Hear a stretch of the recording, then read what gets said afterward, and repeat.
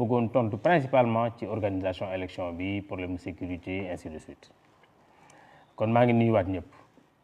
di tàmbali ci question bu njëkk bi boo xam ne bii ku ñuy wax Chérif Sy posé na ko moom ak ñeneen ñu bari ci juróomi téeméer yooyu mu lim question bi mooy allez-vous battre campagne en tant que ministre de l'intérieur mooy ndax man danaa dem campagne en tant que ministre de l'intérieur ku ñu tudd Chérif Sy moo ko posé li ma la mën a tontu Chérif mooy déedéet élection bii di ñëw le 24 février 2019 malheureusement du ma mën a battre campagne ndax man d'habitude bu campagne daan jot Linguère lay dem ak accessoirement ci yeneen région yi waaye ci élection bii ñëw sama position tax na du ma mën a participer ci campagne bi kon tontu naa ci question boobu du ma ci mën a bokkuma ci fii may wax ak yéen campagne bi tàmbali na waaye maa ngi sama bureau. Cheikh Sadibou Kébé moom it posé na question jëm ci wàllu parrainage bi Cheikh mu ne bi ñu bañee parrainage yu 650 000 électeurs xam naa dafa dajale ñi nga xam ne ñi dañ leen a rejeté mu dajale li rejeté parce que arrêté conseil constitutionnel bi xaw naa leer ci question boobu mu ne leur parrainage bi ñu leen bañee seen parrainage nombre électeurs yi ci fichier bi pourtant dafa yem maanaam changé wut ci nouvelle carte électorale bi Cheikh Sadibou Kébé xam naa ko maa ngi koy nuyu waaye dama koy fàttali rek moom xam na ne ministère de l'intérieur bokkul sax ci vérification parrainage ci élection présidentielle ndax ci élection présidentielle vérification parrainage prérogative bu conseil constitutionnel bi muy def vérification bi invité na juróom-ñaari membre société civile ak liggéey bi nga xam ne yëpp def na ko daf ko def ci kanamu mandataire u candidat yi li ma ci am rek man mooy bi procès verbal bi génnee te yaakaar naa ne bu ñu gisee ne conseil constitutionnel ñi mu rejeté am na ci yoo xam ne sax dafa concerné président Macky Sall ça ne veut pas dire que bu la rejeté nekkoo électeur mën naa am électeur la boo xam ne bii soit peut-être information yi ñu jël ci moom baaxul wala amul cohérence ndaxte électeur moom ci carte électorale bi dafa leer ni ñu koy identifier donc bu fekkante ne identification bi nga xam ne bi méngoo na ak li ñu def ci fiche bi kenn du ko rejeté président Macky Sall rejeté nañ ko 4080 parrain du ñàkk parrain yooyu xam naa ne inventé wu leen waaye xam naa ne dafa ñi ko doon remplir ñoo remplirut information yu correct moo tax ñu rejeté donc loolu te fichier électoral bi nga xam ne bii tey moom lañ jox moom la mooy bi disponible moom la ñu joxoon également le conseil constitutionnel avant ñuy procéder aux vérifications. Foukoly Ben Diallo ak ñeneen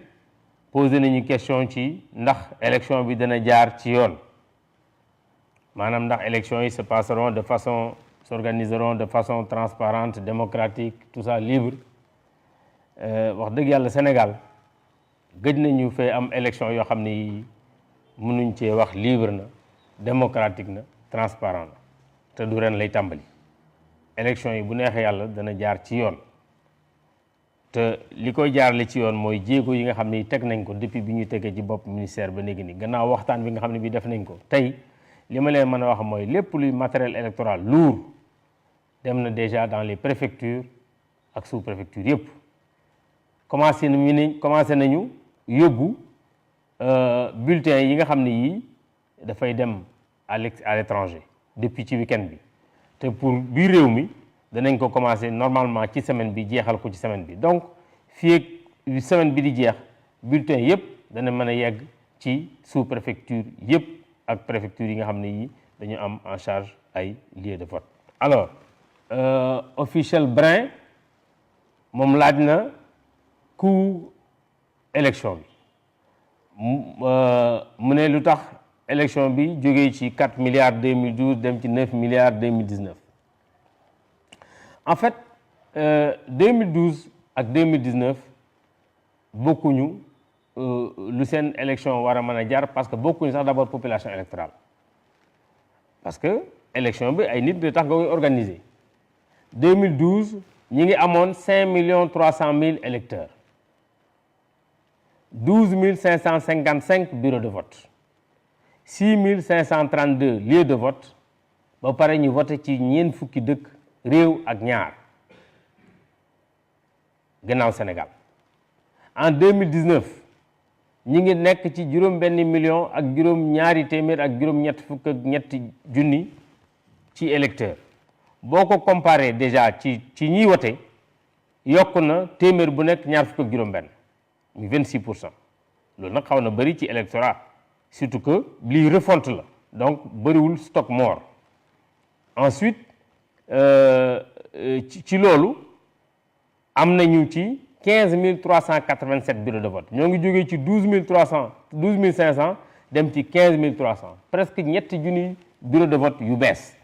par rapport ak élection 2012 lieu de vote yi 6 919 comparé ak 6 532 dafay nekk presque 400 bureaux de vote yoo xam ne yii moom la ñu am ci tamit ci étranger bi aussi danañ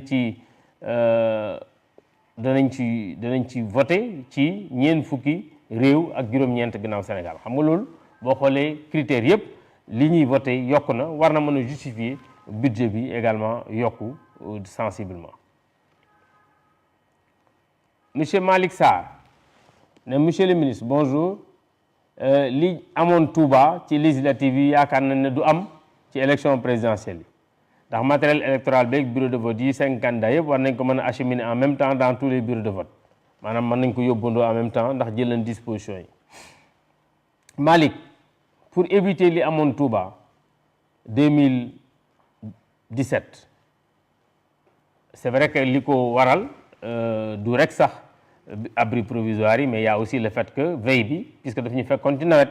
mu ngelawoon ba yenn abri provisoire yi daan bii pa bu ëgg amul normalement dara waru ko yàq wala peut-être xanaa ngelaw donc là je pense que du ñàkk dañ jël déjà disposition yi pour que matériel bi mu gën a dëgër wax na Sarr Les Gaye ak Aline Diop wax nañ en tant que ministre de l'Intérieur yan disposition la jël pour sécuriser les 5 candidats li ma mën a wax ci réponse boobu mooy li ñu ko daan defee rek peut-être cette fois-ci sax tane na parce que 5 candidats rek la ñu am police ak gendarmerie jox nañ leen instruction pour ñu sécuriser manifestation yi nga xam ne yi ñu ngi koy organiser notamment par les candidats muy lu ñuy waxtaan aussi à chaque fois avec les plénipotentiaires pour que éviter ay dérapage am fii bon on l'a heureusement testé déjà avec le démarrage hier ça s'est relativement bien passé fépp foo xam ne ni fii candidats yi organisé nañu fii ci seen meeting muy 5 candidats yi muy ñaar ñi nekkoon Dakar ak ñaar ñi nekkoon comment dirais-je Mbacké ak ki nga xam ne kii Thiès la defee candidature am démarrage am vraiment ça s'est bien passé amul benn problème pour le moment jëlagul nag décision ne dañuy sécuriser candidat bu ne ñu jox la garde rapprochée donc mais pour le moment décision bi ñu jël mooy sécuriser les manifestations yi nga xam ne yi ñoom ñu ngi koy organiser mais en rapport avec leur sécurité parce que ñoom aussi am nañ seen sécurité bopp ñun ñëpp dem nañ élection xam na naka lay demee. Alors El Hadj Momar Tall mu ngi may wax est-ce que dans mon département jël nañ ay mesures pour ñu bañ a perturber pour mu bañ a am perturbation ci bureau de vote yi lors des élections passées maanaam perturbation yu ñu amoon ñu éviter effectivement expérience loolu lay jëriñ bu fekkente ne jógee nañ ci benn élection gis ci ay rëq-rëq c'est tout à fait normal que ñu rectifier bu ñuy demaat beneen élection par exemple wax naa léegi concentration bi amoon dans certains endroits su ma jëlee par exemple Touba université jël nañ ci disposition parce que université bu njëkk ñëpp dana nekk ci biir université bi muy lu ëpp téeméer ak juróom fukki bureau de vote yu nekk ci benn bërëb xam nga loolu bu dérapage amee rek day jafe contrôler bi élection bii di ñëw déjà dañ koo tasaare dafa am une partie bi ñu conservé ci biir amaat yeneen ñaari lieu de vote yoo xam ne dañ koo génne pour éviter concentration bi bari ci bureau boobu centre de vote boobu ensuite am na yeneen disposition yu ñu jël mooy maanaam yi nga xam ni dañoo créer ay bureau de vote foo xam ne fii peut-être nit ñi dañ naan sori fi nu nekkoon donc ba pare nag aussi danañ renforcer sécurité bi par les forces de défense et de sécurité yokk limu policiers gendarmes ak militaires yi nekk ci bureau de vote yi pour que gën ko sécuriser donc loolu aussi am na solo. Pape Abdou Bodian ak ñeneen ñu bari posé nañ question bu am solo ñu ne yan explication lay joxe à tous ces citoyens qui ne vont pas voter parce que ci seen carte d'identité dañ ciy bind pas inscrit sur le fichier. Ça me rappelle la question de Tata Woré Sarr. Alors Pape li ma la mën a wax mooy réew mi naka jekk dafa am ay période yu ñuy ubbi liste électorale avant ñuy def refonte 2016